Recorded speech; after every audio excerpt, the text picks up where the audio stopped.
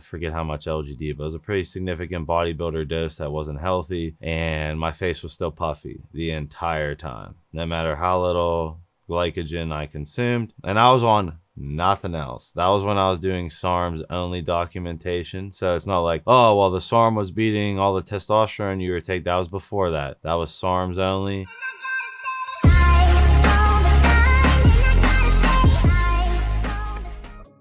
What is up, everyone? It's Russo. I hope everyone is doing well. Today's ASMR sip is 1907. Check out 1907water.com. Coupon code Russo. ASMR Spritz is Intelligent Elephant Carbon. Coupon code Russo. There's your Spritz noises. Young LA, coupon code Russo. All other discounts in the description and pinned comment below.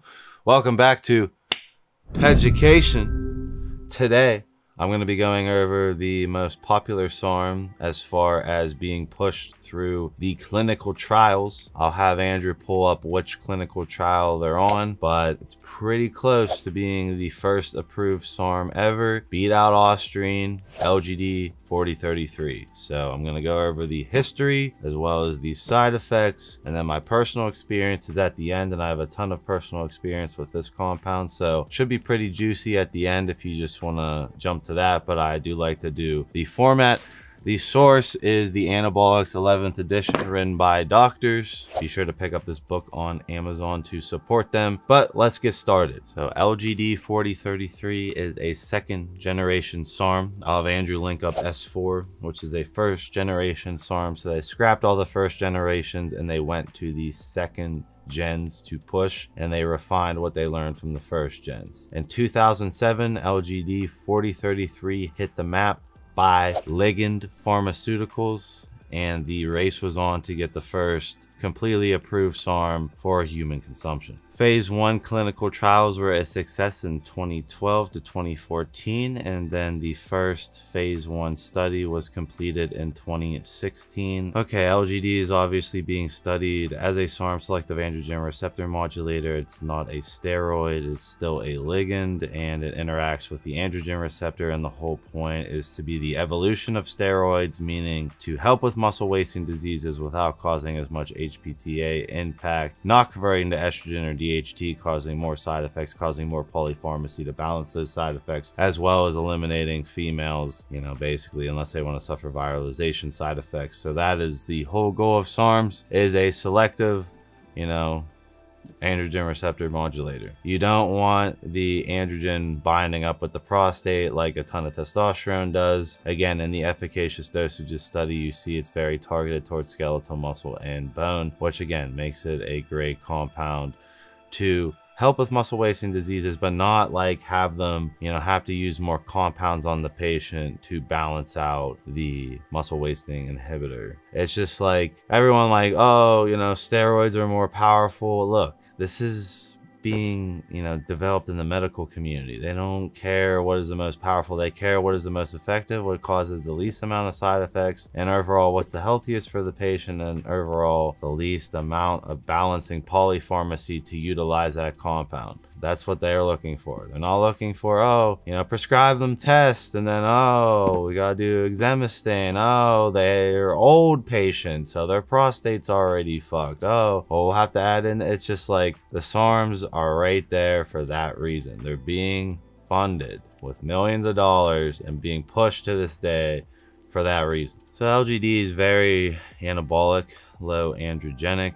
It doesn't really seem to impact hematocrit, and it also doesn't really seem to impact the prostate. That being said, it's very dosage dependent with these side effects. Again, everything is being studied in the medical community at 1 milligram. When we go into the bodybuilding dosages, which are 5 to 50 milligrams, do not recommend the upper echelon, but I'm just saying what's being thrown around there. You can expect pretty horrendous side effects as far as LGD. When it comes to lipids, it will ruin lipids for sure. Potential blood pressure increase. You'll notice a slight ALT bump, but nothing compared to like a 17-alkylated methylation steroid. Not really there, but still gonna be some level of toxicity, especially in the upper end dosages, and you're going to be facing bloating. LGD for me causes this weird D-ball moon face without the estrogen. I have no idea if it causes some sort of electrolyte imbalance. That's what it seems to be like, but I always get puffy no matter what. I actually did an experiment when I was very young that I document on YouTube where I ate like under 100 carbs a day on,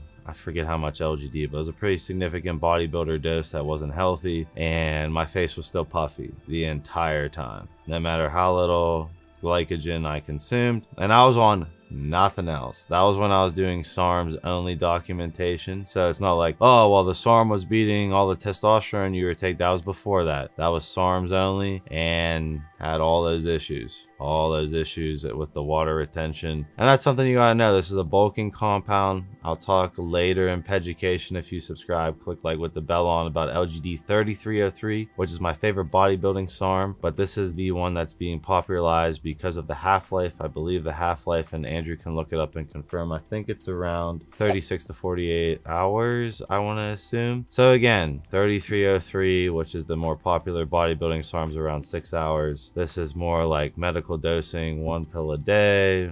Patient doesn't forget. If the patient forgets, oh, this stuff gets thrown off. No, patient won't forget because it's once a day. That's why 4033 is the golden child being pushed and funded through. Other side effects you gotta know is muscle cramping. I get tons of muscle cramping, which leads me to believe it's an electrolyte imbalance causing the water retention. I remember I would drive home from the gym in my younger years holding the steering wheel, and my tricep would Charlie horse after training forever. So that is something to take into consideration, that I would be on top of fluid and electrolyte balance more than you would naturally. And that's what I really noticed. The blood pressure increase is definitely there for me. But like I said, it's a SARM, so you don't worry about gyno. You don't worry about anything revolving DHT. And in the lower dosages, it's still going to suppress you. So this stuff is suppressive at even 1 milligram. I forget the specifics of the HBTA study, but at 1 milligram it was suppressive. At 5 milligram it was significantly suppressive. At 10 milligrams of actual LGD and above, you're facing almost virtual shutdown of the gonads. So you have to take into consideration that you need a PCT. This is not one of those mild SARMs. I'm tired of people not running PCT, then they go around on the internet complaining. And it's like, you never, like, you'll take drugs to shut off your HBTA, but you won't do anything to help it turn back on, and then you go and complain because you didn't even like do it right. You didn't pull baseline blood work before. You don't know what that looks like. It's just like, run a PCT. I recommend Enclomid and Nolvadex after the standard, duo. Well, Clomid and Nolva was the standard duo, and Clomid Nolva is the new standard duo. So that's what I recommend after. I definitely would not skimp out on PCT. I definitely want to just do some test booster after. I would 100% treat it like a very harsh androgen that's going to shut you down, because that's what is reflected in the medical data at the not bodybuilder dosages, right? The not bodybuilder dosages. As far as where I see this slot in, so injectable LGD-4033, I'll have Andrew throw up the video of me posing. That was the craziest I've ever looked. And I'm not going to say how much I was injecting, but it was on the upper echelon of the dosage that I explained. And that was the craziest I ever looked. That was the fastest I ever gained muscle. And that looked like a significant gear cycle. And the whole point of that injectable SARM cycle was to try and rival a standard gear blast. Everyone was bitching at me to do a real roid cycle that's tried and true, tested. And this was still when I was in my experimental documentary phase. And I'm like, I'm gonna do this injectable SARM cycle to see if I can get close to similar results. And in my opinion, I did. And the injectable LGD was, the staple in that cycle. And overall, it was nuts having those results from a SARM. It behaved completely differently injected, way more potent than the oral administration, and my cholesterol was the worst it ever looked after. So got to keep that in mind. I recovered that with citrus bergamot and cardarine, as well as a specific diet. Got my HDL back up to like 30-ish and got my LDL down.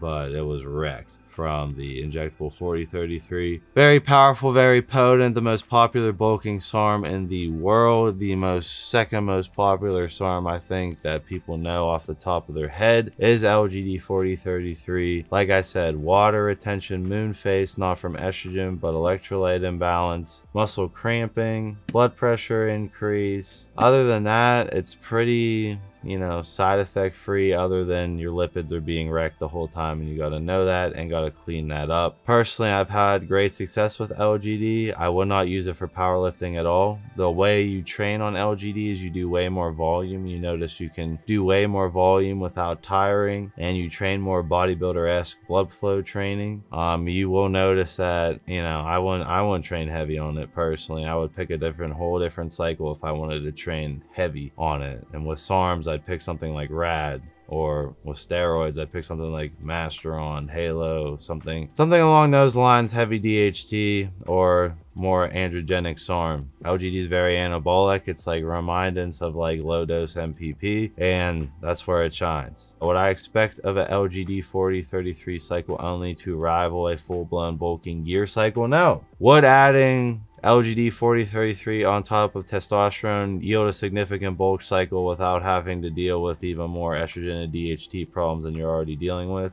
Theoretically, yes and no, because the LGD would beat the testosterone to the androgen receptor. If you're using too much testosterone, that might lead towards more side effects than just running the testosterone alone or running the testosterone with an oral steroid. So you do need to modulate your testosterone dosage differently with these SARMs, because the binding affinity to the androgen receptor is so high. So you have to take that into consideration when you're building your cycle, that you're going to have more spillover, meaning the LGD is going to beat all whatever you're injecting to the androgen receptor, which is going to cause more downstream conversions of estrogen and DHT, which in my opinion, that's why I always ran 350 400 test, you know, 300 to 400 tests instead of 500 to 600 tests, and then the SARM was in there, and that's how I did it. If I ran 500 and above tests with the SARM, I got horrible, nasty gyno side effects, DHT based acne, all because the SARM was occupying all my AR and it was being booted off and causing tons of conversions. So just lower the injectable dosage. Overall,